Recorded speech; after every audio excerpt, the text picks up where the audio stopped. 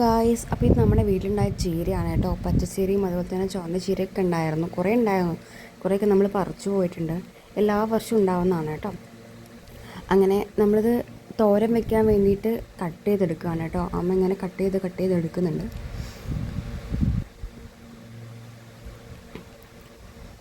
നമ്മളധികം പച്ചച്ചീരയാണ് ഉണ്ടാക്കാറ്, പക്ഷേ ചുവന്ന ചീരയും ഉണ്ടാക്കാറുണ്ട്. നമ്മളൊരു വീഡിയോയിൽ ചെയ്തിട്ടുണ്ടായിരുന്നു പച്ചച്ചീരയുടെ കേട്ടോ. നമ്മളെ വീട്ടിലെ കറിവേപ്പില മരമാണ്. എപ്പോഴും പറയാറുണ്ട് ഒരുപാട് കറിവേപ്പില നമ്മൾ യൂസ് ചെയ്യാറുണ്ട് എന്നുള്ളത്. ഇതെല്ലാം കുറേ ഉണ്ട് കേട്ടോ ഇതുപോലത്തെ മരങ്ങൾ. അങ്ങനെ നമ്മൾ കറിവേപ്പിലയും ചീരയും അതുപോലെ തന്നെ വെണ്ടയൊക്കെ ഉണ്ടായിട്ടുണ്ടായിരുന്നു വീട്ടിൽ. അതും ചീരാമുളകും ഒക്കെ പറിച്ചെടുത്തിട്ട് വന്നിട്ടുണ്ട് കേട്ടോ.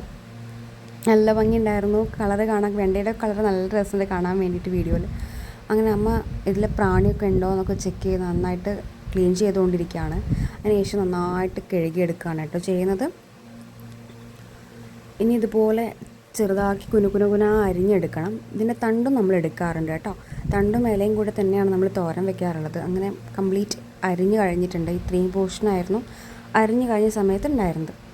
നമ്മളെപ്പോഴും പറയുന്ന പോലെ വിറകടുപ്പിൽ നമ്മൾ ഇരുമ്പിൻ്റെ ചീനച്ചട്ടിയിലാണ് ഉണ്ടാക്കുന്നത്. കടുകൊക്കെ പൊട്ടിച്ച് നമ്മൾ ഈ ചീര മൊത്തത്തിൽ ഇതിലിട്ടിട്ടുണ്ട്. ഇത് കാണുമ്പോൾ വിചാരിക്കും ഒരുപാട് തോരൻ ഉണ്ടാവുന്നു, പക്ഷേ ഇത് വാടിക്കഴിഞ്ഞാൽ വളരെ കുറച്ചേ ഉണ്ടാവുള്ളൂ കേട്ടോ. അങ്ങനെ നന്നായിട്ട് മിക്സ് ചെയ്ത് ഉപ്പൊക്കെ ഇട്ട് നന്നായിട്ട് മിക്സ് ചെയ്ത് കൊടുക്കുന്നുണ്ട്. ഇനി നമുക്ക് ഇതിലോട്ടുള്ളൊരു അരപ്പ് തയ്യാറാക്കി എടുക്കണം. തേങ്ങയും അതുപോലെ തന്നെ ചീരാമുളകും കറിവേപ്പിലയും ഉള്ളിയും എല്ലാം കൂടി ജസ്റ്റ് ഒന്ന് ചതഞ്ഞെടുത്താൽ മതി കേട്ടോ. ഓവർ അരയാനൊന്നും പാടില്ല, ജസ്റ്റ് ഒന്ന് ചതഞ്ഞെടുത്താൽ മതി. ഇങ്ങനെ നമ്മൾ ചതച്ചെടുത്തിട്ട് വന്നിട്ടുണ്ട് കേട്ടോ. ചതച്ചെടുത്തിട്ടുണ്ട്. ഇനി നമുക്ക് ഇതിലോട്ടൊന്ന് ആഡ് ചെയ്യണം. കണ്ടില്ല, അത് നന്നായിട്ട് വാടിയ സമയത്ത് വളരെ കുറച്ചേ ഉള്ളൂ തോരൻ. ഇനി നമുക്ക് ഇതിലോട്ട് ഈ മിക്സ് ഒന്ന് ആഡ് ചെയ്ത് കൊടുക്കണം. നന്നായിട്ട് ഈ ഇളക്കിയതിന് ശേഷം ഈ മിക്സ് ഒന്ന് നമുക്കൊന്ന് ആഡ് ചെയ്ത് കൊടുക്കാം.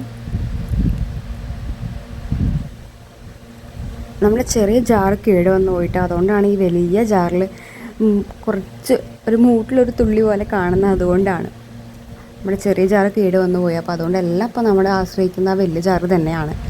അങ്ങനെ നമ്മൾ ഇതിലോട്ട് ആഡ് ചെയ്ത് കൊടുത്തു. ഈ അരപ്പിലോട്ട് ആഡ് ചെയ്ത് കൊടുത്ത് നന്നായിട്ട് ഇത് മിക്സ് ചെയ്തെടുക്കുക കേട്ടോ. അങ്ങനെ നമ്മുടെ ഉപ്പേരി ഇവിടെ ആയിക്കൊണ്ടിരിക്കുകയാണ്.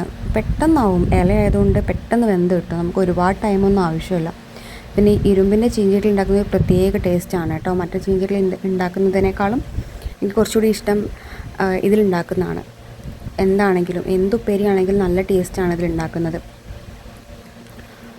അങ്ങനെ ഏകദേശം നന്നായിട്ട് സെറ്റായി വന്നിട്ടുണ്ട്. നമ്മളൊരു പാത്രത്തിലോട്ട് മാറ്റിയിട്ടുണ്ട്.